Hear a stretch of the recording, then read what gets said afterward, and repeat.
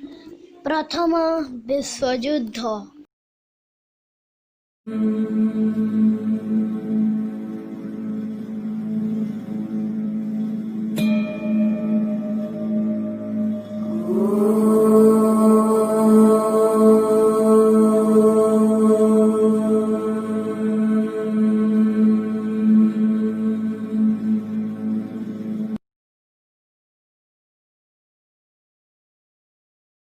नमस्कार।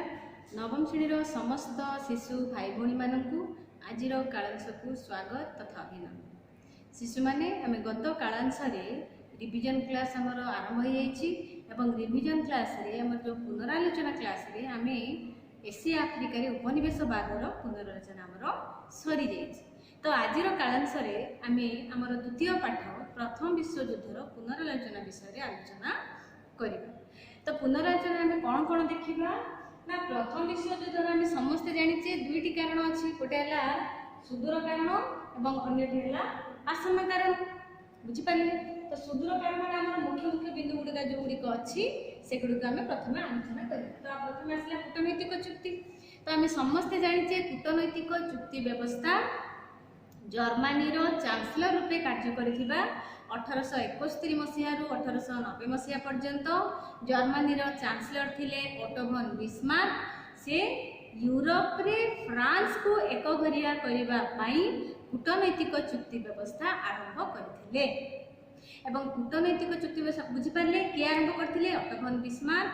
कहीं आरंभ करथिले ना यूरोप रे फ्रांस को एक घरिया करबा पई से जर्मनी चांसलर बा प्रधानमंत्री थिले केबेठारु केबे पर्यंत 1871 मसीह रु 1890 मसीहा पर्यंत।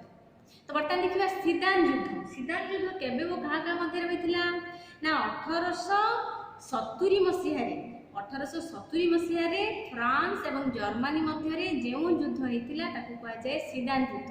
तो फ्रांस एवं प्रुसिया मध्य जर्मनी बदल में प्रुसिया लिखले भी हम, कारण प्रुसिया हूँ जर्मनी गोटे राज्यर नाम, जमती ओडिशा भारत गोटे राज्य।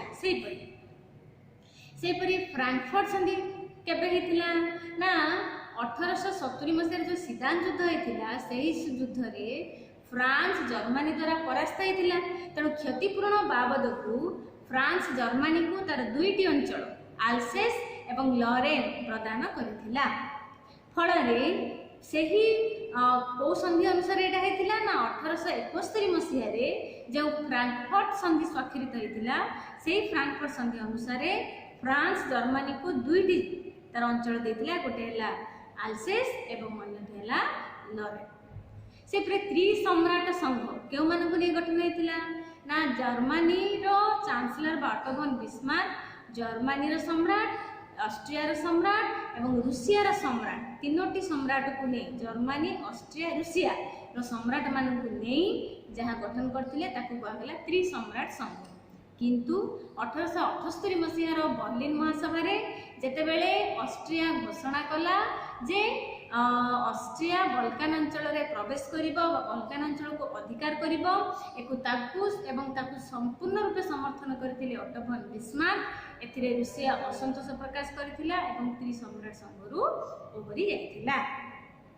से 1879 मसीह जर्मनी ऑस्ट्रिया सह एक सामरिक चुक्ति स्वाक्षर कला। 1882 मसीह से चुक्ति जोग देथिला इटाली। फल जर्मनी ऑस्ट्रिया इटाली मध्य गोटे गोष्ठी बा गोटे दल बा गोटे चुक्ति स्वाक्षरित होइतिला। से ताकू कहा जाए त्रिशक्ति मेंट। अंडरला पिले त्रिशक्ति मेंटर देश गुड़िक कौ माने थिले जर्मनी, ऑस्ट्रिया, इटाली। बुझीगले? एपटे 1890 मसीह जेतेबेले ओटो von बिस्मार्क पतन है से समय जर्मनी दुई शत्रु राष्ट्र गोटे है रूसिया आ गोटे है फ्रांस से मध्य द्विशक्ति मेंट गठन है। द्विशक्ति मेंट कहले आम क्या बुझा जर्मनी रूसिया एवं फ्रांस।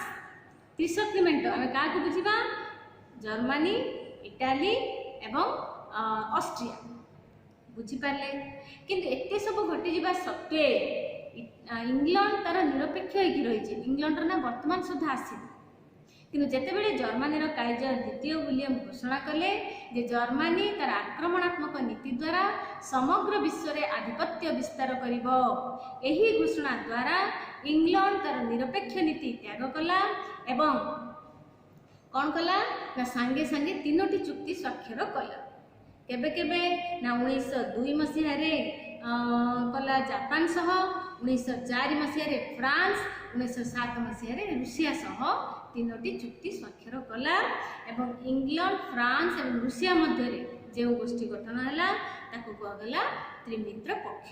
ତ ଗୋଟେ ପଟେ ରହିଲେ ତ୍ରିଶକ୍ତି ମେଣ୍ଟ, ଅନ୍ୟ ପଟେ ରହିଲେ ଯେଉଁ ଦ୍ୱିଶକ୍ତି ମେଣ୍ଟ ଥିଲେ ସେଥିରେ ଇଂଲଣ୍ଡ ମିଶିଯିବା ପରେ ତା ନାଁ କ'ଣ ହେଇଗଲା ତ୍ରିମିତ୍ର ପକ୍ଷ।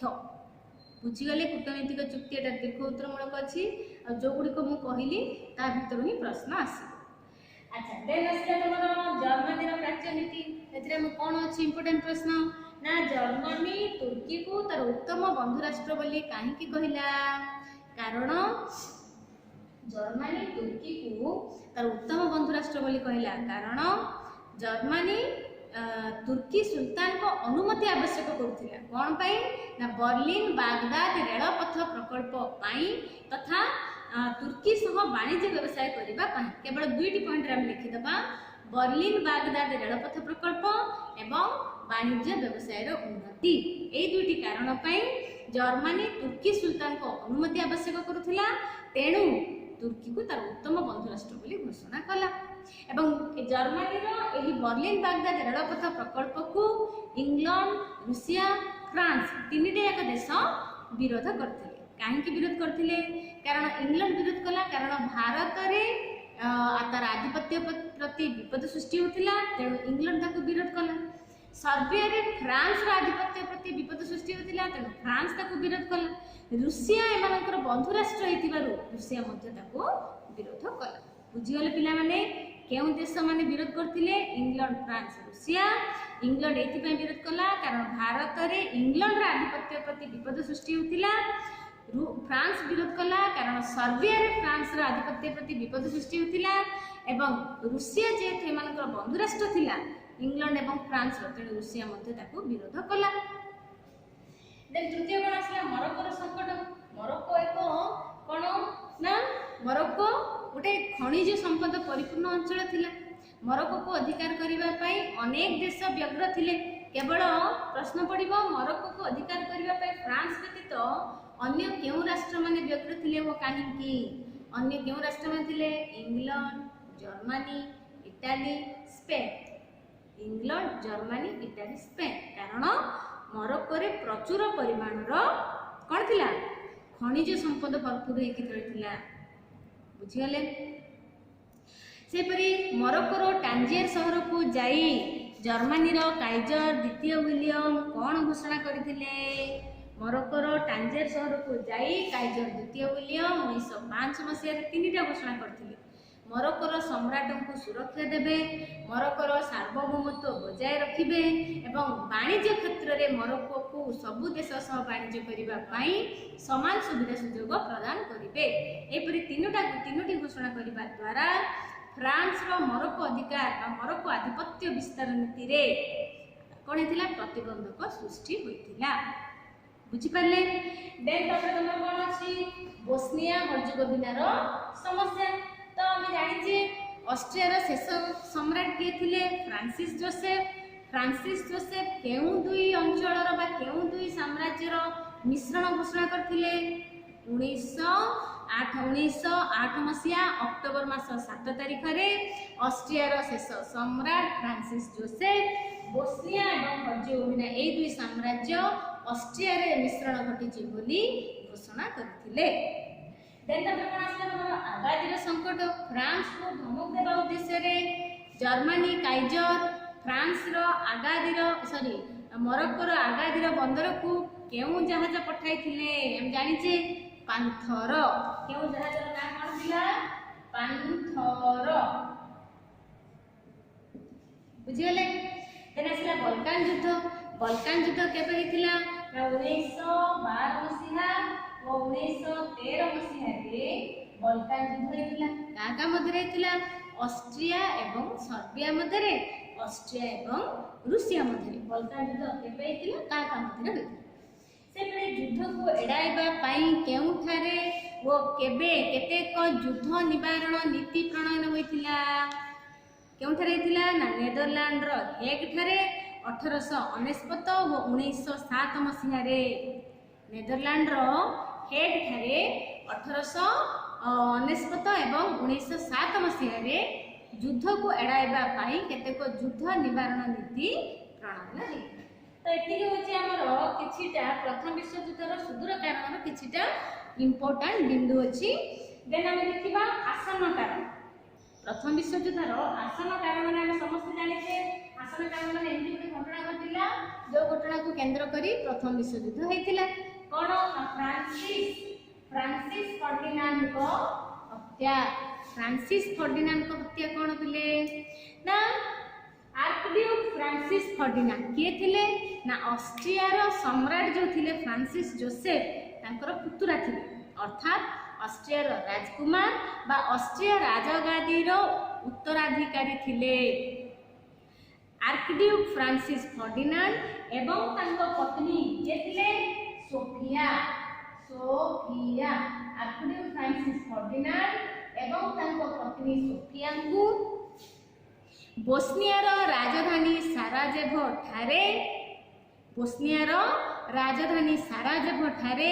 1914 ମସିହା ଜୁନ୍ ମାସ 28 ତାରିଖରେ। କେବେ 1914 ମସିହା ଜୁନ୍ ମାସ 28 ତାରିଖରେ। 1914 ମସିହା ଜୁନ୍ ମାସ 28 ତାରିଖରେ ବୋସ୍ନିଆର ରାଜଧାନୀ ସାରାଜେଭୋ ଠାରେ ଅଷ୍ଟ୍ରିଆର ରାଜକୁମାର ଆର୍କଡ୍ୟୁକ୍ ଫ୍ରାନ୍ସିସ୍ ଫର୍ଡିନାଣ୍ଡ ଏବଂ ତାଙ୍କ ପତ୍ନୀ ସୋଫିଆଙ୍କୁ ନିର୍ମମ ଭାବେ ହତ୍ୟା କରାଯାଇଥିଲା। ହତ୍ୟାକାରୀ କିଏ ଥିଲେ? ସର୍ବିଆ ଦେଶର ଗୁପ୍ତ ସଂଗଠନ ବ୍ଲାକ୍ ହ୍ୟାଣ୍ଡର ସଦସ୍ୟ ଗାଭ୍ରିଲୋ ପ୍ରିନ୍ସିପ୍ ଥିଲେ ଏହି ହତ୍ୟାକାଣ୍ଡର ହତ୍ୟାକାରୀ। ଏବଂ ଏହି ହତ୍ୟାକାଣ୍ଡ ଅଷ୍ଟ୍ରିଆ ମାଟିରେ ହୋଇଥିଲେ ସୁଦ୍ଧା ହତ୍ୟାକାରୀ ଯେହେତୁ ସର୍ବିଆ ଦେଶର ଥିଲା, ତେଣୁ ଏହି ହତ୍ୟାକାଣ୍ଡ ପାଇଁ ଅଷ୍ଟ୍ରିଆ ସର୍ବିଆକୁ ଦାୟୀ କଲା। ଏବଂ 1914 ମସିହା ଜୁଲାଇ ମାସ 23 ତାରିଖରେ ଅଷ୍ଟ୍ରିଆ ସର୍ବିଆକୁ 10ଟି ସର୍ତ୍ତ ସମ୍ବଳିତ ଏକ ଚରମପତ୍ର ପ୍ରେରଣ କଲା। ସର୍ବିଆ 10ଟି ସର୍ତ୍ତ ମଧ୍ୟରୁ କେତୋଟି ସର୍ତ୍ତକୁ ମାନିଥିଲା, କିନ୍ତୁ ସବୁଗୁଡ଼ିକ ସର୍ତ୍ତକୁ ମାନି ନଥିଲା। ତେଣୁ ଏଥିରେ ଅଷ୍ଟ୍ରିଆ ଅସନ୍ତୋଷ ପ୍ରକାଶ କଲା ଏବଂ 1914 ମସିହା ଜୁଲାଇ ମାସ 28 ତାରିଖରେ ସର୍ବିଆ ବିରୋଧରେ ଯୁଦ୍ଧ ଘୋଷଣା କଲା। ଏହିପରି ଭାବରେ ଯୁଦ୍ଧ ଆରମ୍ଭ ହୋଇଥିଲା ଅଷ୍ଟ୍ରିଆ ସର୍ବିଆ ମଧ୍ୟରେ। କିନ୍ତୁ ପରବର୍ତ୍ତୀ ସମୟରେ ଅନ୍ୟାନ୍ୟ ଦେଶ କିଏ କେବେ ପ୍ରଥମେ ଆସିଲା ଫ୍ରାନ୍ସ ଆସିଲା, ତାପରେ ଆସିଲା ରୁଷିଆ ଆସିଲା, ଏପଟେ ଆସିଲା ଜର୍ମାନୀ ଆସିଲା। ଏମିତି ଏହିପରି ଭାବରେ ଯୁଦ୍ଧ ଆରମ୍ଭ ହୋଇଥିଲା ଅଷ୍ଟ୍ରିଆ ସର୍ବିଆ ମଧ୍ୟରେ। କିନ୍ତୁ ପରବର୍ତ୍ତୀ ସମୟରେ ଏହି ଯୁଦ୍ଧରେ ଅନ୍ୟାନ୍ୟ ଅନେକ ଦେଶ ଯୋଗ ଦେଇ ଯୁଦ୍ଧକୁ ଆଗେଇ ନେଇଥିଲେ। ତ ଅଷ୍ଟ୍ରିଆ ସର୍ବିଆ ପରସ୍ପରର ଶତ୍ରୁ କାହିଁକି ଥିଲେ? କେଉଁ କେଉଁ କାରଣକୁ କେନ୍ଦ୍ର କରି ଅଷ୍ଟ୍ରିଆ ସର୍ବିଆ ପରସ୍ପରର ଶତ୍ରୁ ହୋଇପଡ଼ିଥିଲେ? ନା ଅଷ୍ଟ୍ରିଆ ସର୍ବିଆ ଯେଉଁ ଘୁଷୁରୀ ରାଜନ୍ତି, ଘୁଷୁରୀ ବ୍ୟବସାୟକୁ ନେଇକି ଶତ୍ରୁ ଥିଲେ। ବଲକାନ ଅଞ୍ଚଳକୁ ନେଇକି ଶତ୍ରୁ ଥିଲେ। ବୁଝିପାରିଲେ? ବଲକାନ ଅଞ୍ଚଳକୁ ନେଇକି ପରସ୍ପରର ଶତ୍ରୁ ଥିଲେ, ତା ସହିତ ଘୁଷୁରୀ ବ୍ୟବସାୟକୁ ନେଇକି ଅଷ୍ଟ୍ରିଆ ସର୍ବିଆ ପରସ୍ପରର ଶତ୍ରୁ ଥିଲେ। ତାପରେ ଆସିଲା ତମର ଯୁଦ୍ଧର ଦୁଇଟି ପକ୍ଷ। ଆମେ ସମସ୍ତେ ଜାଣିଛେ ଯୁଦ୍ଧ ଦୁଇଟି ଗୋଷ୍ଠୀ ମଧ୍ୟରେ ହୁଏ ସବୁବେଳେ। ଗୋଟେ ହେଲା ପ୍ରଥମ ବିଶ୍ୱଯୁଦ୍ଧ ବି ସେହିପରି ଦୁଇଟି ଗୋଷ୍ଠୀ ମଧ୍ୟରେ ହେଇଥିଲା। ଗୋଟେ ହେଲା କେନ୍ଦ୍ର ଶକ୍ତି, ଅନ୍ୟ ହେଲା ମିତ୍ର ଶକ୍ତି। କେନ୍ଦ୍ର ଶକ୍ତିରେ କୋଉମାନେ ଥିଲେ ନା ଜର୍ମାନୀ, ଅଷ୍ଟ୍ରିଆ, ତୁର୍କୀ, ବୁଲଗେରିଆ। ଜର୍ମାନୀ, ଅଷ୍ଟ୍ରିଆ, ତୁର୍କୀ, ବୁଲଗେରିଆ। ସେହିପରି ମିତ୍ର ଶକ୍ତିରେ କୋଉମାନେ ଥିଲେ? England, France, Portugal, Spain. ସେମିତି ଆଉ ଥିଲା ତମର ଅନ୍ୟାନ୍ୟ ଅନେକ ଦେଶ ଥିଲେ, ବେଲଜିୟମ, ପର୍ତ୍ତୁଗାଲ। ଏମିତି ମିତ୍ର ଶକ୍ତିରେ 10ଟି ବା ଅନ୍ୟାନ୍ୟ ଅନେକ ଦେଶ ଥିଲେ। କିନ୍ତୁ ଇଟାଲୀ ଓ ୟୁଏସଏ ପରବର୍ତ୍ତୀ ସମୟରେ ମିତ୍ର ଶକ୍ତିକୁ ଆସିଛନ୍ତି। ଆମେ ସମସ୍ତେ ଜାଣିଛେ ନା 1915 ମସିହାରେ ଯେତେବେଳେ ଇଂଲଣ୍ଡ ଏବଂ ଫ୍ରାନ୍ସ ଇଟାଲୀକୁ ପରାମର୍ଶ ଦେଲେ ବା ପ୍ରତିଶ୍ରୁତି ଦେଲେ ଯେ ଯଦି ଇଟାଲୀ ମିତ୍ର ଶକ୍ତିରେ ଯୋଗ ଦିଏ ତାହେଲେ ଅଷ୍ଟ୍ରିଆ ଏବଂ ତୁର୍କୀ ଅଧୀନସ୍ଥ ଯାହା ସବୁ ଅଞ୍ଚଳ ରହିଲା ସେ ସବୁ ଅଞ୍ଚଳକୁ ଆମେ ଇଟାଲୀକୁ ସମର୍ପଣ କରିବୁ। ତ तो एथिरे इटाली लोभ परवश होई कोथिरे जोग देथिला मित्र शक्ति जोग देथिला सेपरी 19 केबे जाइथिला इटाली 1915 मसिया सेपरी 1917 मसिया किए गला जुक्तराष्ट्र अमेरिका जेतेबेले जर्मनी जुक्तराष्ट्र अमेरिकार बुढ़ा जहाज उपर आक्रमण कला से समय जुक्तराष्ट्र अमेरिका बाध्य होई मित्र शक्ति रे जोग देथिला बुझिगले सेमिति युद्धर परिसमाप्ति किपरि घटिथिला ना युद्ध केमिति आरंभ होइथिला देखले युद्ध आरंभ होला युद्ध रे दुईटी जाक पक्ष आमे देखिले युद्धर प्रथम पर्याय रे युद्ध केंद्र शक्ति हाथ रे थिला बुझिगले युद्ध कोठी कोठी हेतिला ना दूर प्राच्यर हेतिला मध्य प्राच्यर हेतिला निकट प्राच्यर हेतिला सागर बक्षर हेतिला विशेष करके यूरोप महादेश रे हेतिला केवल यूरोप महादेश मध्य प्रथम विश्व युद्ध सीमित नथिला आफ्रिका एवं एशिया महादेश किछि अंचल मध्य प्रथम विश्व युद्ध प्रसारित होइथिला तेणु युद्ध प्रथम पर्याय रे युद्ध केंद्र शक्ति हाथ रे थिबा बेले जेतेबेले जुक्तराष्ट्र अमेरिका एवं इटाली मित्र शक्ति को चली गले बा जुक्तराष्ट्र अमेरिका जेतेबेले मित्र शक्ति रे जोग देला 1917 मसिया रे युद्धर गति बा युद्धर अग्रगति ओलटी गला जो युद्धटी केंद्र शक्ति हाथ रे थिला से युद्धटी केंद्र शक्ति हाथ रु चली जाई मित्र शक्ति हाथ को चली गला अर्थात जितुथिबा युद्ध केंद्र शक्ति हारिला एवं हारुथिबा युद्ध मित्र शक्ति जितिबाकू लागिला एहिपरि भावरे 1918 मसिया नवेम्बर मास 9 तारिख रे जर्मनी काइजर द्वितीय विलियम राजगादी त्याग कले एवं नेदरलैंड को चली गले सेपरी 1918 मसीहा नवेम्बर मास 11 तारिख रे जर्मनी आत्मसमर्पण कला बा प्रथम विश्व युद्ध रु ओहरिला तो पिला माने एतिकी होची हमर प्रथम विश्व युद्धर कारण प्रथम विश्व युद्ध किपरि आरंभ होइतिला एवं प्रथम विश्व युद्धर परिसमाप्ति किपरि घटितिला पिलाने देखो बर्तमान देखि हमें युद्धर फलाफल रे हम कोन देखले ना तार चारिटा परिणाम अछि ताकर दुईटा इंपोर्टेंट अछि दुईटा तुमको बुझेबी प्रथम आसला राजनीतिक परिणाम अर्थनैतिक परिणाम तापर आसला तमरो सामाजिक परिणाम वैज्ञानिक परिणाम सांस्कृतिक परिणाम पांचटा परिणाम तमरो अछि ताको तार भीतर जोटा तमरो इंपोर्टेंट अछि ताको बुझे देखो राजनीतिक परिणाम आसला राजतंत्र शासन लोक हम समस्त जानिचे वेरी इंपोर्टेंट क्वेश्चन अछि एटा द्वितीय विश्व युद्ध प्रथम विश्व युद्ध परे केउ देश रे केउ राजतंत्र शासन पतन घटितिला केउ राजवंश मानकर पतन घटितिला किए शेष राजा थिले जानिचे हमें जर्मनी रो शेष राजा थिले काइजर द्वितीय विलियम शेष राजवंश होएनजोर्लेन ऑस्ट्रिया रो शेष राजा थिले फ्रांसिस जोसेफ शेष राजवंश हाब्सबर्ग सेमती रूसिया रो शेष राजा थिले द्वितीय निकोलास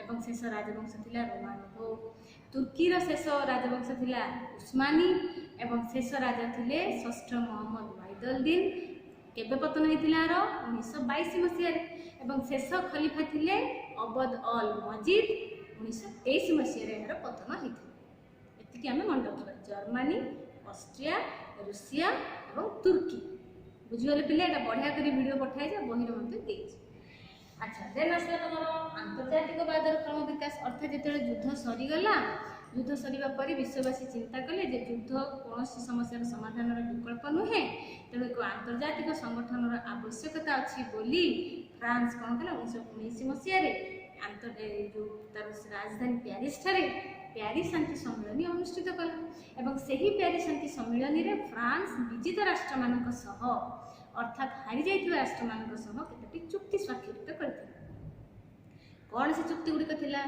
फ्रांस जर्मनी सह जो चुक्ति कला सेटा वर्साई चुक्ति फ्रांस ऑस्ट्रिया सह जो चुक्ति कला सेटा सेंट जर्मन चुक्ति फ्रांस हंगेरी सह जो चुक्ति कला सेटा ट्राइनन चुक्ति फ्रांस बुल्गारिया सह जो चुक्ति कला सेटा न्यूली चुक्ति फ्रांस तुर्की सह जो चुक्ति कला सेटा सेवर्स और नसेन चुक्ति एपरि भाव में 5टी देश सह 6टी चुक्ति स्वाक्षरित करथिले एवं एही चुक्ति गुड़िक मध्यरु सबुठारु दीर्घ गुरुत्वपूर्ण चुक्ति थिला वर्साई चुक्ति किंतु जेहेतु वर्साई चुक्ति जर्मनी को अपमान देला भली थिला एक तरफा थिला निर्देशात्मक थिला तेणु वर्साई चुक्ति द्वारा जर्मनी अपमानित होइतिला और द्वितीय विश्व युद्ध करिबो बोली से कोन करथिला निष्पत्ति करि सकथिला ଜାତୀୟତାବାଦର ବିକାଶ ଅର୍ଥାତ୍ ଯେତେବେଳେ ପ୍ୟାରିସ୍ ଶାନ୍ତି ସମ୍ମିଳନୀ ହୋଇଥିଲା ସେଇଠାରେ ଉଡ୍ରୋ ୱିଲସନ୍ କେତେ ସୂତ୍ରୀ କାର୍ଯ୍ୟକ୍ରମ ଉପସ୍ଥାପନ କରିଥିଲେ?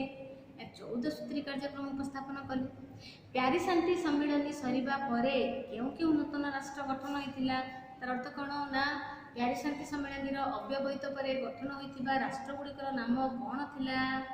Czechoslovakia, Yugoslavia, Hungary, Poland, Finland, Lithuania, Latvia, Estonia.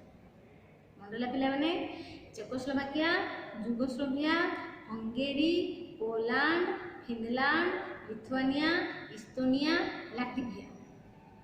ବୁଝିଲେ? ସେପରି ଚେକୋସ୍ଲୋଭାକିଆ 1993 ମସିହା ଜାନୁଆରୀ ମାସ 1 ତାରିଖରେ ଦୁଇଟି ଭାଗରେ ବିଭକ୍ତ ହୋଇଥିଲା। ଗୋଟେ ହେଲା ଚେକ୍ ସାଧାରଣତନ୍ତ୍ର ଆଉ ଗୋଟେ ହେଲା ସ୍ଲୋଭାକିଆ। ଚେକ୍ ସାଧାରଣତନ୍ତ୍ର ଏବଂ ଅନ୍ୟଟି ହେଲା ସ୍ଲୋଭାକିଆ। ସେହିପରି ଯୁଗୋସ୍ଲୋଭିଆ ମଧ୍ୟ 1992 ମସିହା ଏପ୍ରିଲ ମାସ 27 ତାରିଖରେ ସର୍ବିଆ ନାମକ ଗୋଟିଏ ସ୍ୱାଧୀନ ରାଷ୍ଟ୍ରରେ ପରିଣତ ହୋଇଥିଲା ଏବଂ 2006 ମସିହା ଜୁନ୍ ମାସ 3 ତାରିଖରୁ ମଣ୍ଟେନିଗ୍ରୋ ନାମକ ସ୍ୱାଧୀନ ରାଷ୍ଟ୍ରରେ ପରିଣତ ହେଲା। ଅର୍ଥାତ୍ ଯୁଗୋସ୍ଲୋଭିଆକୁ ମଧ୍ୟ ଦୁଇଟି ଭାଗରେ ବିଭକ୍ତ କରାଗଲା। ଗୋଟେ ହେଲା ସର୍ବିଆ ସ୍ୱାଧୀନ ରାଷ୍ଟ୍ର ଆଉ ଗୋଟେ ହେଲା ମଣ୍ଟେନିଗ୍ରୋ ସ୍ୱାଧୀନ ରାଷ୍ଟ୍ର। ସର୍ବିଆ କେବେ ହେଇଛି? 1992 ଏପ୍ରିଲ ମାସ 27 ତାରିଖରେ। ମଣ୍ଟେନିଗ୍ରୋ ସ୍ୱାଧୀନ ରାଷ୍ଟ୍ର କେବେ ହେଲା? 2006 ମସିହା ଜୁନ୍ ମାସ 3 ତାରିଖରେ। ଏତିକି ଆମେ ମନେ ରଖିବା। ଏଇଟା ହେଲା ଆମର ପଏଣ୍ଟ ୱାଇଜ୍ क्वेश्चन आंसर रो मेन इंपोर्टेंट। देन हमर दीर्घ उत्तरमूलक अछि अर्थनैतिक परिणाम सामाजिक परिणाम हमर दीर्घ उत्तरमूलक अछि। अर्थनैतिक परिणाम हम कहथिले अर्थनैतिक विकास रे बाधा मुद्रास्फीति टिकसर बोझ। सरकार कोन करले भारी संख्यार ऋण जो कर बसै देले नो कि भारी संख्यार ऋण जो टिकस आदाय कले सबु जिनसर दरदाम वृद्धि पाइला एवं टंकार मूल्य ह्रास पाइथिला। जो सब कृषि उत्पादन सोर्स गुड़िक थी उत्स गुड़िक थी सबुदिन कौन है लोप पाइबा लगे जमी तुम बंद हो गला कृषि शिल्प वाणिज्य यही जो तीनोटी जाक सोर्स उत्स गुड़िक मध्यम देश को टंका आसूला कि धीरे धीरे से तीन जाक उत्स बंद हो गला कृषि बंद हो गला शिल्प कल कारखाना बंद हो गला वाणिज्य कारोबार बंद हो गला फल अर्थनीति कौन हो संपूर्ण रूपे क्षतिग्रस्त होता अर्थनीति दुर्बल होता विपर्यस्त होता। यही प्रकार परिस्थिति रे सरकार लोकों उपरे अधिक अधिक कर बसैले ऋण कले फल लोक मान कौन लगिला ना बोझ उपरे नलिता बिड़ा थोड़ा बोली मन है आपको आम डिस्क्राइब लिखा। सेपरी सामाजिक परिणाम आम कौन देखिले सामाजिक परिणाम आम देखिले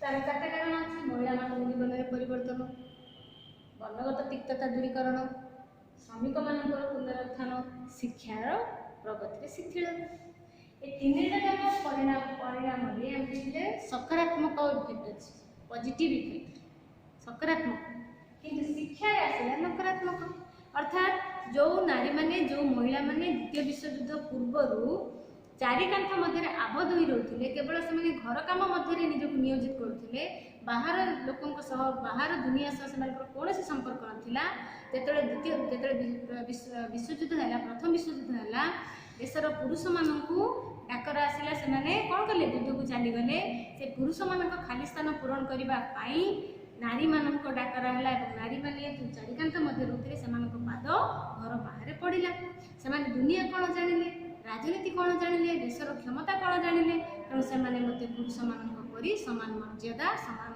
कौन सम्मान से पुरुष मान पदमर्यादा दाबी कर आत्मसाहस वृद्धि पाइला बुझीगले तो महिला मान गोटे विराट परिवर्तन देखा देता।